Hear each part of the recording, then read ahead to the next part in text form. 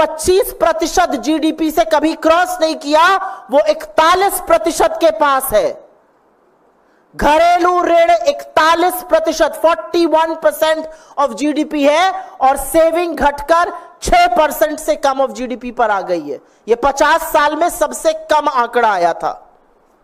और टैक्स की मार तो बेशुमार है। एक लॉबी आती है जब बजट आने लगता है, हमारा इनकम टैक्स कम कर दीजिए। टैक्स हर व्यक्ति देता है, चाहे गरीब हो चाहे अमीर हो, हर व्यक्ति इस देश का टैक्स देता है। और असलियत यह है कि इस देश का गरीब हमसे और आपसे ज्यादा टैक्स दे रहा है।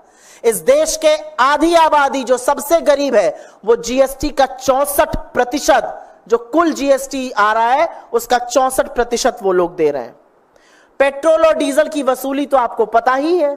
5 बड़ी बड़ी कंपनियां हैं, उन 5 बड़ी कंपनी ने $10.5 बिलियन, करीब 900 अरब रुपए की बचत की सस्ता रूसी तेल लाकर। लेकिन क्या आपका डीजल और पेट्रोल सस्ता हुआ? यह है, और इसका फलसफा है कि आज आप पर ऋण कहीं ज्यादा है और आपकी बचत खोखली हो रही है। लोग अपनी भविष्य की जमा पूंजी खर्चने को मजबूर हैं। उसके बाद एक जरूरी बात करते हैं, और वो है कृषि की। इस देश की अधिकांश आबादी खेतों में काम करती है। जो शहर नौकरी करने आ गई थी, उनको मोदी जी ने मजबूर कर दोबारा खेतों में भेज दिया काम करने के लिए। यह असलियत है। People enrolled with agriculture have gone up manifold.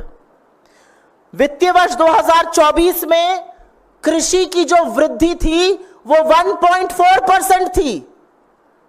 BJP के लोग आकर आपसे कहेंगे 8.2% ग्रोथ। उस 8.2% ग्रोथ में कंजम्पशन की ग्रोथ 4% और एग्रीकल्चर की ग्रोथ महज 1.4%।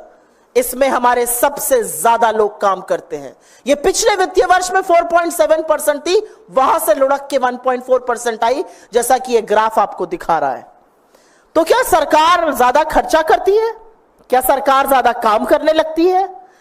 अब देखिए दूसरा ग्राफ, और यह ग्राफ मोदी सरकार की असलियत, उनकी बदनीयत बयां करता है। कृषि का एक बजट होता है और एक टोटल बजट होता है। वित्तीय वर्ष 2024 में कृषि का बजट 2.78 था, जो लास्ट वाला ग्राफ है। उसके पहले वाले साल में वो 3.36% था, और उसके पहले वाले साल में वो 3.7% था। तो इतने बड़े बजट का जो 3.7% होता था कृषि का बजट, वो अब घट के 2.7%, 1% कृषि का बजट घटा दिया गया। वो कृषि जिसमें हमारे सबसे ज्यादा लोग काम करते हैं, वो कृषि जिसकी बढ़ोतरी से इस देश की बढ़ोतरी होगी, उसके बजट को लगातार घटाने का काम मोदी सरकार ने किया है। 3 साल का आंकड़ा आपके सामने है। 3.7% से घटाकर 2.7% कर दिया गया है। अब बात करते हैं जो गुलाबी अखबार आपसे बताते हैं इन्वेस्टमेंट की। Investment is an act of faith.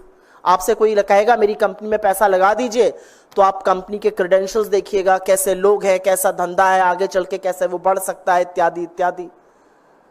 बड़ी बड़ी बातें मोदी जी करते हैं, उनसे बड़ा ढोंग और उनसे बड़ा ढोल इंडस्ट्री वाले पीटते हैं। लेकिन असलियत यह है कि they are not willing to put money where their mouth is.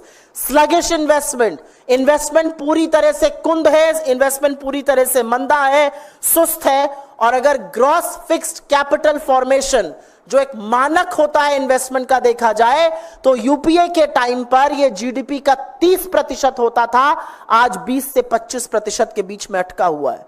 तो ये सब लोग जो मोदी जी की इतनी तारीफ करते हैं टीवी पर आकर, इंडियन इंडस्ट्री वाले, वाजी वाजी क्या बढ़िया कमाल कर दिया, इन्वेस्ट क्यों नहीं कर रहे हैं? क्योंकि उनको इस सरकार की नीतियों पर भरोसा नहीं है, क्योंकि वो ईडी, सीबीआई, इनकम टैक्स के रेड से तंग आ चुके हैं, क्योंकि वो ये जानते हैं कि सरकार निवेश बढ़ाने के लिए, उपभोग बढ़ाने के लिए, आय बढ़ाने के लिए कोई काम नहीं कर रही है। और कोई भी पूंजीपति इन्वेस्ट तब करता है जब उसका रिटर्न ऑन इन्वेस्टमेंट अच्छा होता है। अगर देश खरीद ही नहीं रहा है चीजें, तो लोग बनाएंगे क्यों?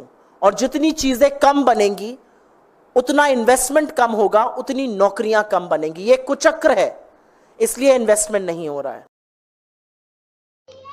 NCR करंट न्यूज़ को सब्सक्राइब करें और नोटिफिकेशन सबसे पहले पाने के लिए दबाएं बेल आइकॉन।